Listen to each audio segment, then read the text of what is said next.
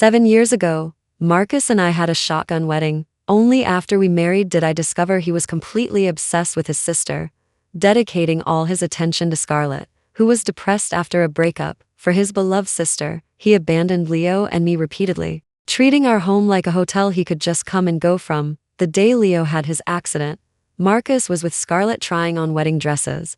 I called him over and over again in desperation, but I couldn't even let my child see his father one last time. Later, I told him Leo was gone, and we had nothing left between us. Yet, he shattered his pride, kneeling before me, begging me not to leave him. I just smiled and wished them, they deserve each other, that vile pair. When had the car accident, he kept calling for his dad. I cried in despair, calling Marcus repeatedly, only for him to heartlessly hang up. Picturing covered in blood, I couldn't stop for a second, dialing his number relentlessly. The operating room light stayed on. I slumped to my knees on the floor, trembling with fear. I couldn't bear to imagine it. My little Leo.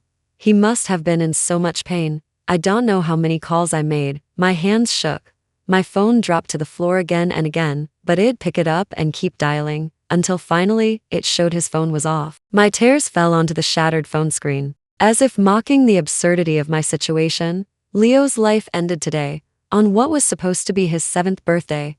Just last night, H called, timidly pleading with his dad to come home and celebrate his birthday with him. That man had promise. But he didn't take it seriously at all. H said, "Mommy, after I turn 7, I'll be a big boy, I'll protect you." I clutched my chest, sobbing uncontrollably, watching my Leo being covered by a white sheet, never seeing his dad before he died. It lost track of how long it had been since Marcus had come home to be with Leo. All because of Scarlett. As I was engulfed in immense grief, Scarlett called me. I didn't answer, it felt pointless to.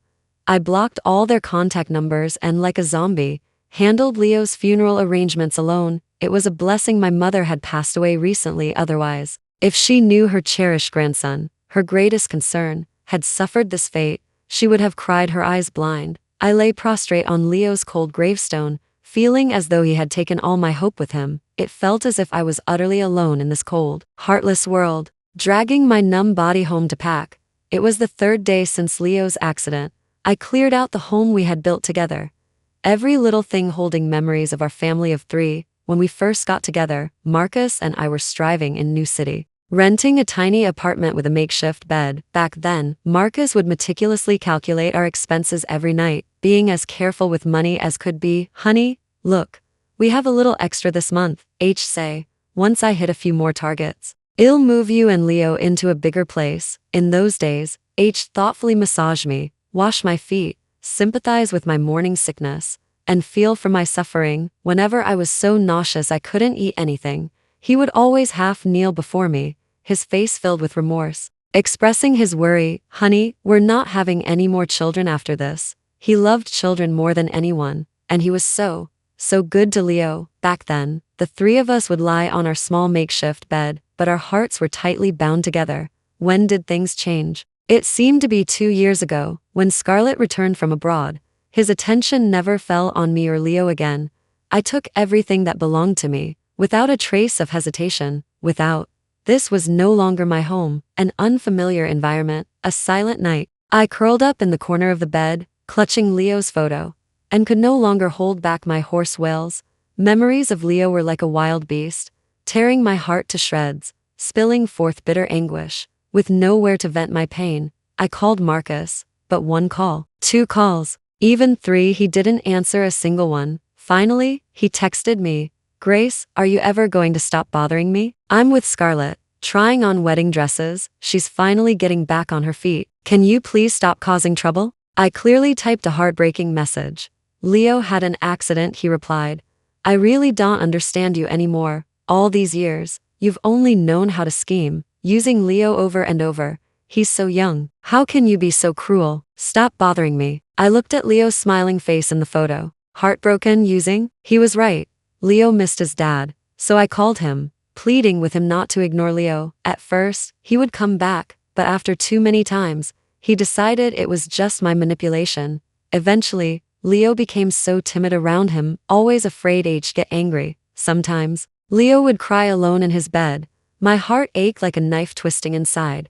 Yet he would wipe away my tears and comfort me. Mommy, if daddy doesn't want us, then we don't need him either. I forgot how many such days and nights passed. My once lively and cheerful Leo grew quieter by the day, becoming so obedient and understanding it broke my heart. How ridiculous. For the sake of his stepsister, who wasn't even biologically related, he ruined Leo's home and ruined me. His trying on wedding dresses lasted 5 days. But what bride needs her brother to accompany her for wedding dress fittings? I really wanted to know if, during all those years he spent with Scarlett, claiming it was just brotherly support, he ever spared a thought for me, his wife, or for Leo. Marcus and I met by chance. I had just arrived in New City back then. At the airport, I accidentally broke my high heels, dragging a large suitcase, utterly lost and helpless. That's when Marcus stood before me, asking if I needed help.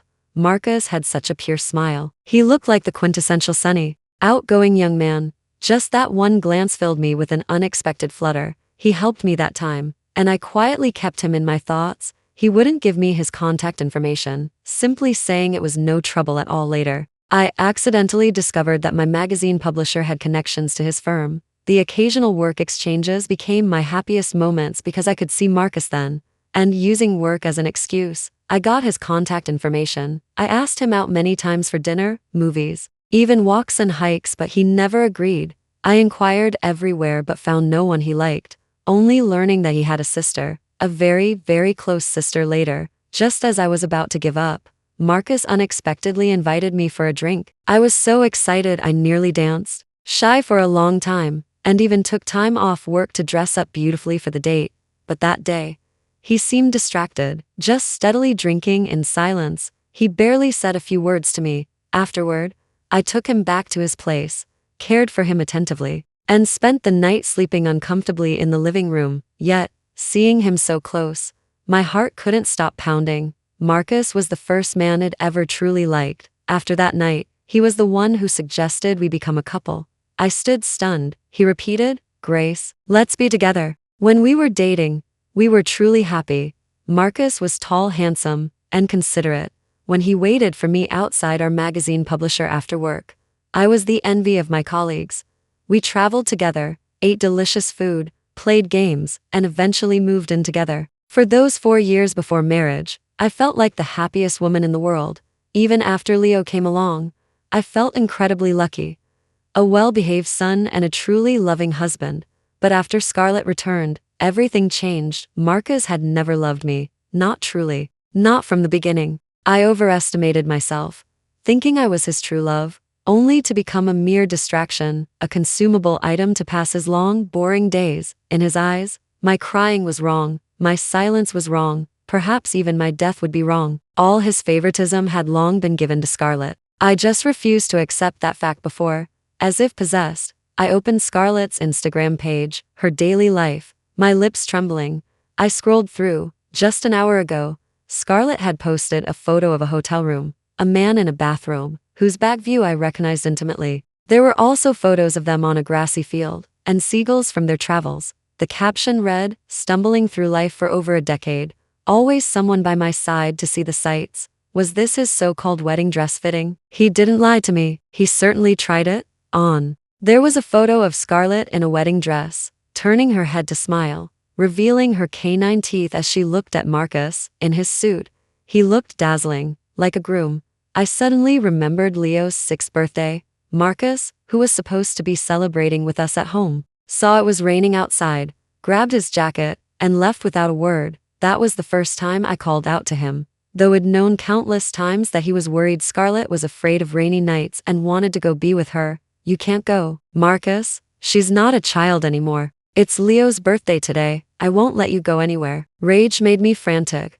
I stood like a banshee, blocking the doorway, refusing to let him leave. My had waited so long.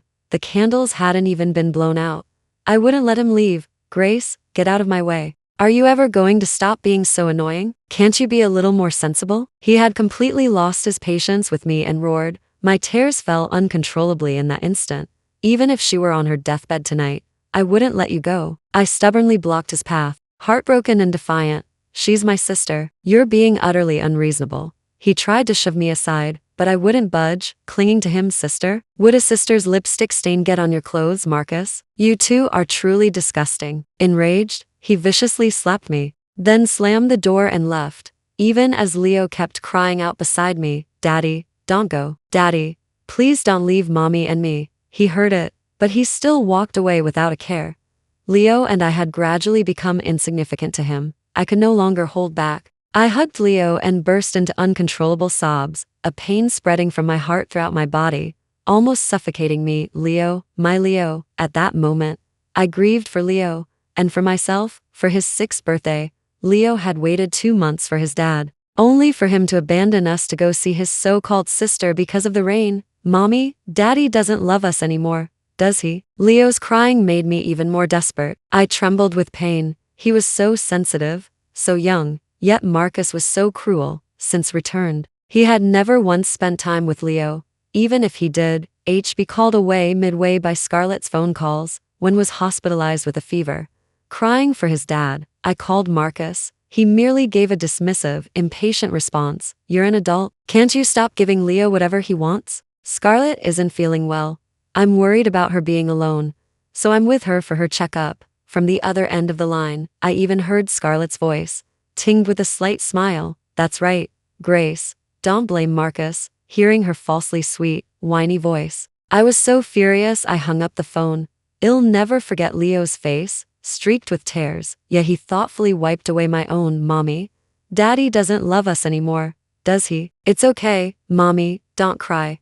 Leo will grow up fast, and Leo will protect you. My heart ached so much I couldn't speak. He worried about Scarlett, an adult, but he could be at ease with his own son, so young and feverish. What made me even more desperate was that Scarlett was only having a checkup. Meanwhile, my son, with a 102F fever, was forced to be sensible amidst his father's repeated excuses and broken promises. From start to finish, I was the only one who felt helpless and desperate. I had thought about divorce every time he abandoned our home for Scarlett, but my Leo loved his dad very much. He kept telling me his dad would come back. Before the accident, Marcus had promised to pick Leo up from school and take him to the amusement park. That night, Leo was too excited to sleep, his little face flushed. He kept telling me, Mommy, Daddy is finally going to take me to the amusement park, just like other kids' dads. Mommy, don't worry. It'll be really good, so Daddy will like me, really, really like me, and then I'll help you get him back from that mean auntie. But what I waited for was Leo's accident. He remained forever in the year he was most understanding, crushed by a car in an accident. His face was barely recognizable. He must have been in so much pain and so scared, wanting his mommy and daddy by his side. But no matter how much I pleaded, Marcus wouldn't answer the phone, even turning it off. After learning Leo had left me, I knelt and kowtowed like a madwoman, telling everyone through my tears that I couldn't live without my son. I begged them to save my son. At that moment, desperation and helplessness ripped my heart to pieces, the pain spreading through my chest until I felt like I was going to vomit blood. But my Leo still left me forever, with his mission unfinished. I wept inconsolably all night. These memories felt like the final straw, crushing me. It dawned on me, belatedly, that even as his mother, I hadn't made Leo truly happy very often. I felt like I couldn't stay in this place for another moment. I quit my job and left for good.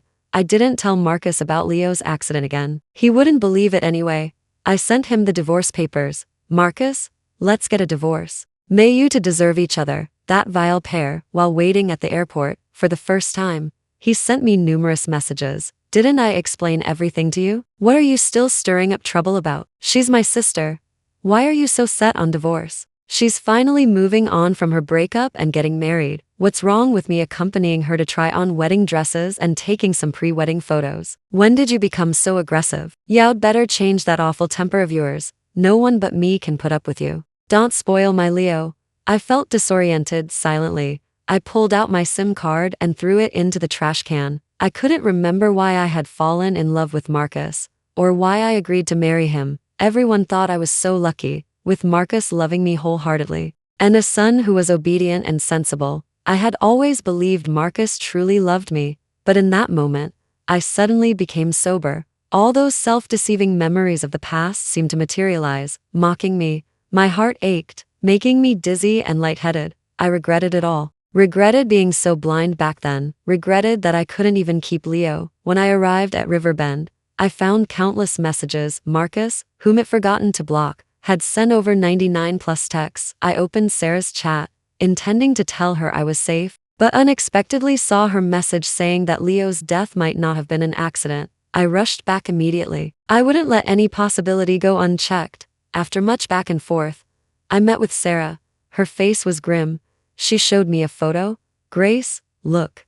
This is the car that hit Leo. Although the police said Leo jaywalked, you taught Leo about road safety. Why would he have run across the street? And this driver, look at this photo. I found it on the perpetrator's social media posts. Scarlett is in it, clutching these numerous photos. My entire body trembled. I didn't dare to imagine how cruel she must be if it wasn't an accident. Grace, can there really be so many coincidences? Exactly. Wasn't Scarlett supposed to be abroad all this time? Why would she appear in Arthur's social media posts after coming back? At the thought of Leo, my heart felt torn to pieces, and my whole body shook with pain. Sarah hugged me tightly, comforting me. Don't be afraid. Grace, I'm with you. We'll find the truth for Leo. We quickly went to look for the surveillance footage from where the accident happened. I had a lingering doubt. Normally, no matter how rushed Leo was, he would never run across the street. What made him act so recklessly? He should have been waiting at the school gate for that beast to pick him up. The moment the surveillance footage was retrieved, I completely collapsed onto the floor. My voice even involuntarily broke into a sob. No, it wasn't an accident. I could tell at a glance that the figure wasn't Marcus, but it was incredibly similar. The clothes and hairstyle were almost identical. From the back, there was an 80% resemblance.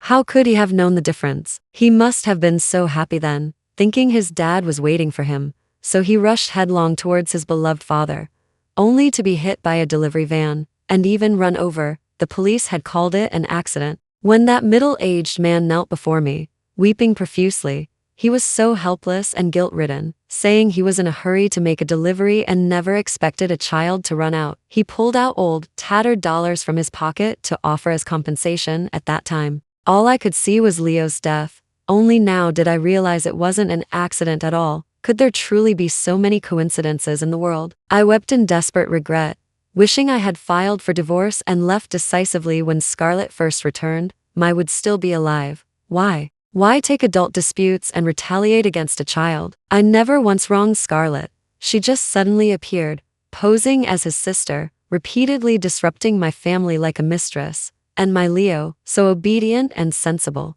Yet he was the one who suffered. If he saw me cry, he would surely rush into my arms again, wiping away my tears with a heavy heart.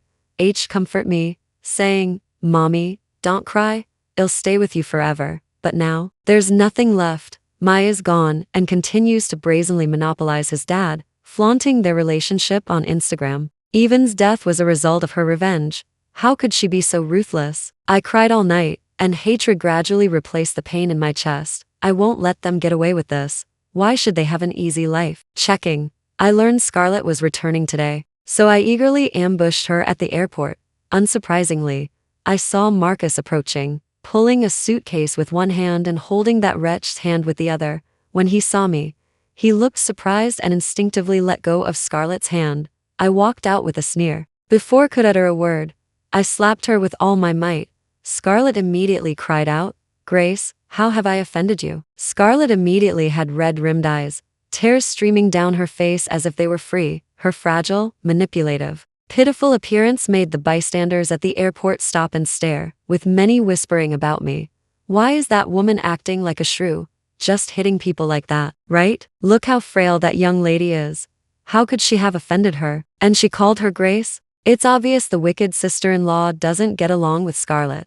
Marcus immediately put on a dark face, shielding the innocent girl. He turned his head to her, his expression full of concern. Scarlett, don't cry, I'll make sure she pays for this. When he turned to me, his familiar eyes seemed to hold daggers, as if he wanted to pierce me through. Grace, what kind of madness are you stirring up now? Instead of staying home and taking care of Leo, you come here to embarrass me. I must have had the worst luck imaginable to have chosen you. Seeing his face full of disdain and impatience, I couldn't help but laugh out loud, though tears of weakness still fell. Overwhelmed by fury and indignation, I couldn't help but slap him across the face, roaring through clenched teeth. Marcus, What right do you have to even mention Leo? Are you worthy? You, a father, still don't know that your Leo was killed by this wretch. He was excited, thinking you were coming to pick him up, even in death. Marcus, you vile pair, you both deserve to rot in hell. And all of you judging me, you don't know, do you? They're not siblings. They're not related by blood. Under the guise of being siblings, she provoked me repeatedly, calling me Grace, yet secretly left her lipstick stain on her brother's collar. I turned to the bystanders, laughing like a madwoman. No, you're lying. Seeing the bystanders' accusations turn towards Scarlett, she panicked. Tears streamed down her face, her whole demeanor fragile, her pitiful eyes filled with disbelief. She clutched her head, looking utterly distraught. No, she's lying. She's absolutely lying. Marcus, I didn't kill Leo. Watching her revert to her old tricks, feigning distress and depression, I couldn't hold back anymore. I pushed aside Marcus, who stood frozen in disbelief. I violently pulled Scarlett's hair, then viciously slapped her several times. Keep pretending. Let's see how long you can keep up the act. Well, see, one day, I will throw the evidence of you killing my Leo in your face, and then I'll send you to pay for your sins. I pulled so hard that I yanked out a significant amount of her beautiful hair. She cried so pitifully, her swollen face looking utterly innocent. But was she truly innocent? She was the most manipulative and malicious woman. Marcus, save me. Perhaps my pulling was too painful. Seeing didn't immediately notice her. Fear crept into her eyes, and she screamed in agony. Marcus snapped out of it and pulled me away, grabbing my sleeve. His eyes were filled with panic, shock, and even fear. Grace, you're just trying to scare me, aren't you? To trick me into coming back. You're even using the tactic of claiming Leo is dead. What else are you capable of? You're a lunatic. This life is impossible with you. His eyes bloodshot. He furiously accused me. Even now, he thought I was lying to him. My chest felt like it was about to explode with pain. This unbearable anguish constantly reminded me that I was nothing but a joke, a colossal joke. 11 years of my life, Grace's life, had only brought me agonizing heartbreak. Watching him turn to Scarlett, looking at her with concern, they seemed more like a couple deeply in love, right there for everyone to see. My whole body began to ache. A metallic taste of blood even welled up in my throat. I desperately swallowed it down and turned to leave. I swore that one day, I would make Scarlett pay. I didn't trust this matter to outsiders. I decided to investigate it myself, working from dawn till dusk. It took me a long time to find out that the man was actually Scarlett's biological father. It was hard to believe her glamorous facade. All these years, she'd used her mother's death as an excuse, claiming Marcus was her only relative. Now, it all seemed so laughable. Her father was actually an old man who made a living by collecting scrap metal. I found that dilapidated delivery van, but the man had fled. Arthur had vanished as if aged evaporated. Even those social media posts were inactive. I thought about calling the police, but they would surely dismiss me as paranoid due to insufficient evidence. Thankfully, I confirmed that Scarlett and the perpetrator were truly connected. I returned to my temporary residence, feeling utterly distraught. Marcus was blocking the doorway. No matter how much I ignored him, he followed me like a madman. Grace, where is my Leo? Where have you hidden him? His anxious attitude was utterly laughable. Now he thinks of looking for Leo? What was he doing before? You want to see your Leo? Fine, I'll take you. I turned and took a cab to the cemetery. His body grew stiffer and stiffer. He stood motionless, afraid to move forward. Even in his distraught state, he didn't forget to accuse me. You're lying, Grace. You just want to make me suffer, don't you? You've succeeded. Now give me back my Leo. Ignoring his hysteria, I knelt and removed the fallen leaves from the gravestone. Seeing smiling face in the black and white photo, I sobbed uncontrollably. My voice involuntarily trembled. Leo, how could you bear to leave mommy alone? Tears poured out like a flood. I buried my face in my hands, weeping. The pain in my chest enveloped my entire body. I would never come back. He suddenly knelt, staring at the photo with a mixture of disbelief. Watching his silence, hatred churned in my heart again. Why wasn't he grieving? Marcus, what did Leo do wrong? You love Scarlett. You could have just told me. I would have let you go. Why did you have to treat Leo this way? He's your child too. He longed for you to spend time with him, day after day. If you couldn't do it, you shouldn't have promised him. Leo's death wasn't an accident. Someone found a body double who looked exactly like you from behind, leading Leo to believe you had come to pick him up again. He hadn't seen you in 3 months. How could he not be excited? You killed him, even in death. He was excitedly thinking Daddy was coming to take him to the amusement park. Marcus, you don't have a Leo anymore. He even told me he wanted to be good for you, to make you like him. He bragged to all his classmates that his dad was taking him to the amusement park on the weekend. And he was so happy he couldn't sleep that night. His breathing grew heavier, and his savage gaze remained fixed on me. He violently shook my shoulders, yelling, "Shut up. Just shut up. Grace, you're lying. Mai isn't dead." I haven't even seen him grow up yet. So he knew he was supposed to watch Leo grow up, but he never did. Every time Leo needed him, he either broke his promise or abandoned him halfway. Scarlett was the one he wanted to be with.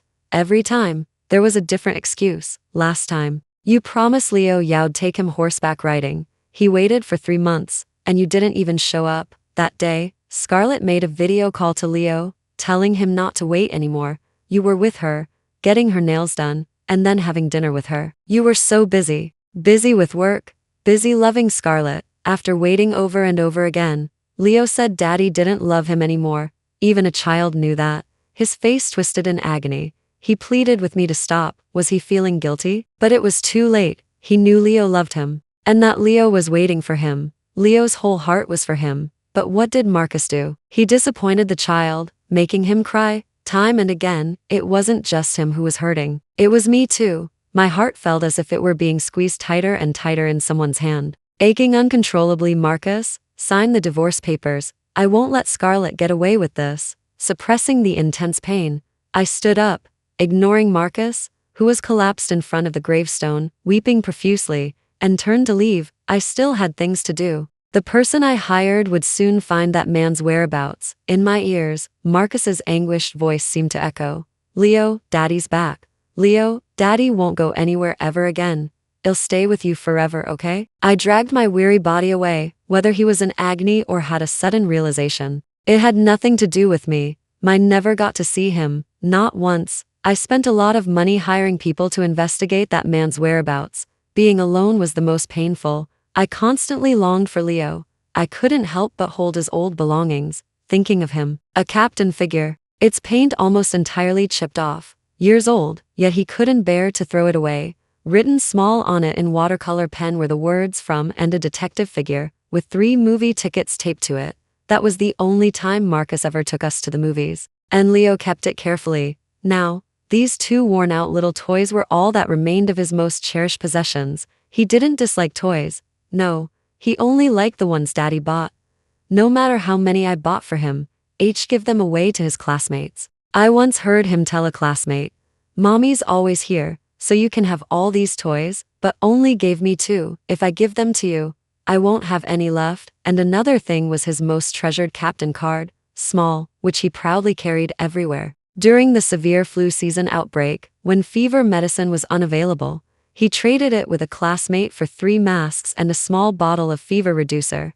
Because his dad had a fever, that day, with red-rimmed eyes, he carefully gave Marcus the medicine, but, after receiving a call from Scarlett, took that bottle of medicine, put on a mask, didn't even glance at us, and went straight to Scarlett.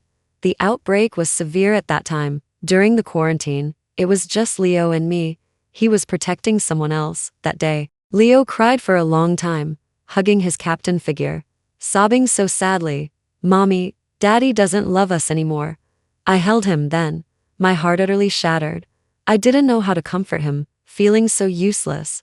Later, after he cried himself out, he was the one comforting me. "Mommy, it's okay. I'll protect you from now on. Daddy protects the bad auntie. I'll protect you." He would even mumble this in his sleep. Several times, he woke up crying from a dream, telling me he missed his dad. I had called, but Marcus thought I was just using Leo to scheme, tears streaming down my face. I pulled out Leo's piggy bank. Inside were dollars Marcus had given him, along with various small notes. I burst into uncontrollable sobs. As the door rattled with repeated knocks, Marcus arrived. I grabbed the captain and detective figures, threw them into his arms, and couldn't hold back anymore. I fiercely slapped him twice. "Get out. This is my home. Get out. You killed my Leo. Get out." No matter how I hit or cursed him, he didn't retaliate. Marcus, who was always so arrogant and aloof, knelt before me, his pride seemingly shattered. He picked up the notes I had thrown from the piggy bank, His tears dripped onto them, blurring the awkwardly scrawled handwriting. January 23rd. Daddy promised to take me horseback riding. Daddy didn't come. Daddy said he missed me too. So happy. I wish Daddy would always like me. Daddy didn't keep his promise. I don't love Daddy anymore. I want to grow up fast and protect Mommy when she cries. Even though I also want to cry when I miss Daddy. I don't want to wait for Daddy anymore. He drove far away. He always lies to me. How innocent was my young Leo? These awkwardly scrawled words were like sharp swords, piercing my heart until it bled. Marcus, how dare you cry? If you couldn't do it, why did you promise him that day? If you weren't going to pick him up, why didn't you tell me beforehand? When he had his accident, I called you so many times, but you were busy with your dear sister, trying on wedding dresses and relaxing. Doesn't she have a fiancé? You don't even deserve to be Leo's father. Sign the divorce papers and get out of here. Leo and I never want to see you again. Regaining my composure amidst the excruciating pain, I pushed the door, but he looked up and blocked it with his fingers. Grace, I'm sorry. I'm so sorry. I didn't know this would happen. His eyes were bloodshot, and his once upright posture was now slumped, devoid of any dignity. His eyes were red-rimmed, but even though they were clouded with tears, I wouldn't soften. He couldn't conceal his sorrow, and his voice was tinged with pleading. Yet I found it only laughable. Grace, don't divorce me. Give me a chance. I love you. I love Leo. Grace, let me take Leo's place and take care of you from now on. Grace, I'm truly sorry. Please don't leave me. If only I had known sooner. I slapped him hard, cutting off whatever he was about to say. Ridiculous. There are no ifs and no future. Get out. Go be with your Scarlett. This is no longer your home. Watching the pain and regret in his eyes, I still wished I could strangle him. Who was he doing this for? Where had he been all this time? From now on, Leo and I would never need him again. Thank you for watching this video. If you have any thoughts about this story, feel free to share them in the comment section.